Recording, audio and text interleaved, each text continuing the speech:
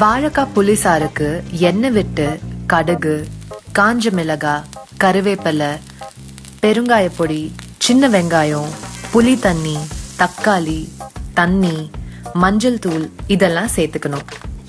இதுக்கு அடுத்தது சோம்பு, ஜீரகம், மிளகு, பட்டை, கிராம்பு, ஏலக்காய் இதெல்லாம் வறுத்து பொடி செஞ்சு அது கூட மல்லி பொடியையும் பூண்டையும் தட்டி சேர்த்துக்கணும்.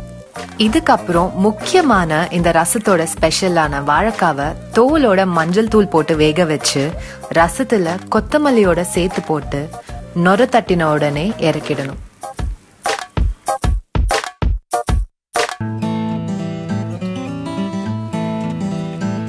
வாவ், செம்ம புளிப்பு, சூப்பரா இருக்குது.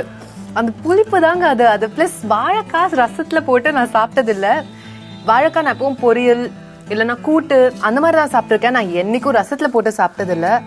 அப்படியே அந்த இது தோலோட போட்டு வேக வச்சிருக்கோம்ல, மை காட்,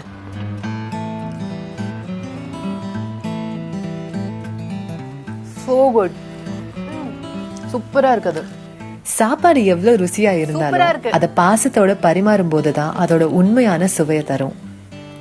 அந்த விதத்துல புதுக்கோட்டைக்கு நான் வந்ததுல இருந்து வாழை இலையில சாப்பாடோட அன்பையும் சேர்த்து ஊட்டி என்ன சந்தோஷப்படுத்தினாங்க.